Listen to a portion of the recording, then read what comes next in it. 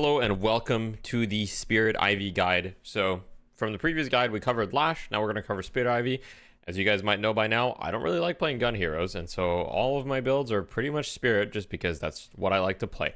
With Spirit Ivy, the clip that you just saw might not have been that good. I thought it was a little bit funny to put there with some editing, so let me know what you guys thought about that. But if you just want to see the build, here's what it looks like. Now, similarly to with the Lash video, I'm going to go over the items and the general idea behind the build, and what you should buy, when you should buy it, why it's strong, why it might not be strong, etc. So let's get started. Starting with the laning stage / early game. Now, of course, in these items, I didn't really include situational items, but you might need healing right if you're finding yourself, very hurt in lane. So always consider that. This applies to any build, healing right or extra regen, depending on the lane if you need it. For us, we're going with monster rounds and extended mag first. This is really just to help with wave clear and doing some poke damage, as Ivy's lane is not really that strong early, and so you kind of need to just be able to clear the wave so you don't lose your tower. Then we're going with extra charge, extra spirit. Now these are not necessarily in order. Most of the time I'll go extra charge first, but depending on the game I might choose to go extra spirit first.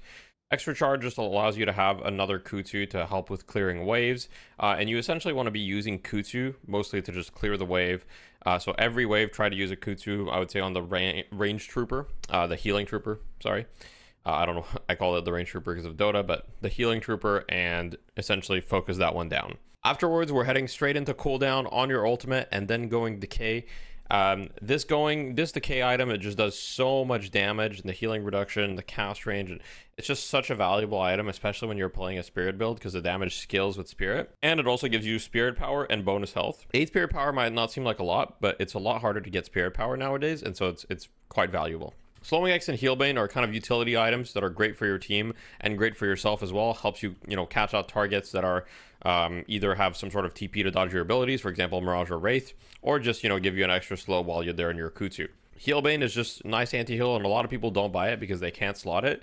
And Ivy is great at applying it with both Kudzu and her ultimate. And so therefore, it's just a very valuable item. After that, I usually head straight into Spirit cooldown. Basically, this build's main strength is every time you have ultimate up, you want to look to try to show up to a fight if possible, or, split push a wave and then show up to a fight. And so getting cooldown reduction is probably one of the most important parts of this build. After that, there's a bunch of items here that, the order of which really will depend on the game. I've got Mystic Slow, Improved Spirit, Greater Expansion, Rapid Recharge, and Superior Duration. Now, the reason for Mystic Slow, I think it's pretty self-explanatory. You're applying a lot of debuffs, and essentially the way that this build plays is you'll be flying in the air, right? And you'll just throw out your ult, but then you'll stay in the air, and you're going to throw out Kudzus and play around with your Watcher's Covenant and give, links to your team and kind of give them buffs and debuff the enemy team. And your ult lasts quite a long time when you have superior duration, so you can fly around and throw a bunch of Kudzus. So Mystic Slow really helps with that playstyle. Improved Spirit just helps you do a little bit more damage, and your Watcher's Covenant also scales with Spirit, and you're going to be giving it to, 2 people late game. So it's very good. Greater Expansion is pretty much mandatory on this build because your Kudzus, without it, this is what your Kudzu looks like without it. As you can see, it's reaching roughly from this post all the way to this jump pad. And if I get Greater Expansion and I do the same Kudzu, as you can see, it covers a much wider area and also works for your ult too, so just very, very good. Rapid Recharge is actually not a very good item in my opinion for most heroes. The 10 bonus spirit power for your Kudzu is kind of nice. It's not amazing, but it's decent. The biggest advantage is just literally getting you 1 extra charge, so that when you go into fights, you want to try to have 4 Kudzus available to you. And Superior Duration is mainly for the duration of your Kudzus, as well as the duration of your silence on your ult. When you buy Superior Duration, as you can see, the silence on your ult will last for a total of 3.84 seconds, which is a very long silence, and now it can be debuff removed, so it lasts for a very long time. Now, there's a couple of situational items I put. If they have gun carries, Disarming Hex, Suppressor are good at kind of shutting down those heroes. Disarming Hex, especially if you can fit it in your active slots. Very underrated item. Can really shut down carries. And Suppressor is also quite good. If you want to help your frontline, Scourge is a good item to just buy and put on one of your frontliners. You don't need to do anything, and it's just going to make them tanky. It's going to give them 40% spirit resist, and you're very good at carrying active items on this build, considering that you go superior cooldown, superior duration, right? And so essentially your Scourge now has a 12.8 second duration with 26 second cooldown, so it's 50% uptime, as opposed to if you didn't have these, it'd be a 10 second duration, and I don't even remember the cooldown, but significantly longer, right? 38 seconds. So The active items are very, very strong on this build just because of the duration and cooldown that you have. So same for disarming hex, right? You have a disarming hex that lasts 5 seconds with a 22-second cooldown. So you know, a 5-second disarm is very, very strong. Now let's get into the late game spirit. So Boundless Spirit is kind of luxury. You shouldn't really prioritize this, in my opinion. Your priorities should be Vortex Web, Spirit Burn, and Lightning Scroll. This is kind of like the holy trinity of this build, where essentially what you'll do once you have these 3 items is, you know, you're going to fly around, you're going to spot your target. Let's say that this is my target. I'll just Vortex Web, do this, use all of my abilities, and then stomp on top of him. So this is one way to kind of have like an insta-kill combo. Now, another thing that you can do is you don't have to go for the kill necessarily, right? So you can just Vortex Web, throw your ult, and then just stay in the air and, you know, look for more Kudzus as you throw other Vortex Webs, because the cooldown on it is pretty short. It's, well, 30 seconds. It's not that short, but once you have superior cooldown, it's 30 seconds. So you can definitely, like, sometimes use it twice in a fight. And if they don't have debuff remover, this Vortex Web keeps them in the Kudzu for, you know, a very long time. Because it doesn't like act like a vindictive tether, but since it's a slowing hex, on top of the fact that it pulls them somewhere, right, what you can do is you can throw a Kudzu and then you just throw the Vortex Web in the middle of the Kudzu. It'll pull them into it, and then it'll trigger, you know, your Spirit Burn, and then your Lightning Scroll is going to trigger as well.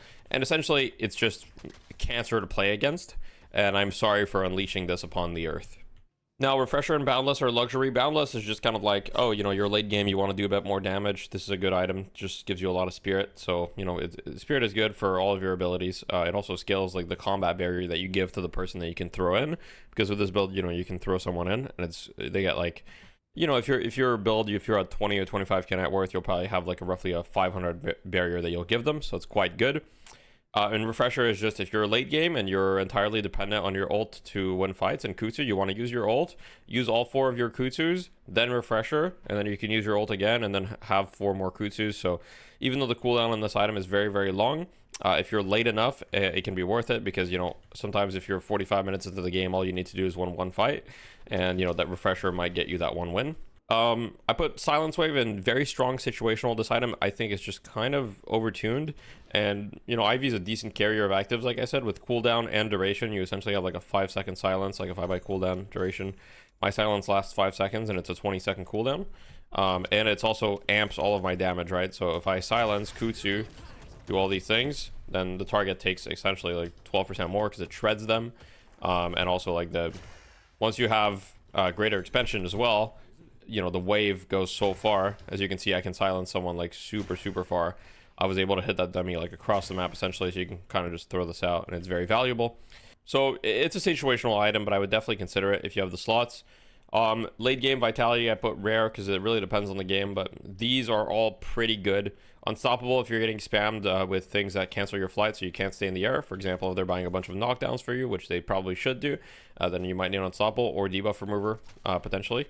If they have 1 knockdown, you buy debuff remover. If they have multiple, you just buy unstoppable. Divine Barrier can also help you. It's also a debuff remover on yourself, and it gives you ability range, and you can use it on teammates, and it's just very helpful.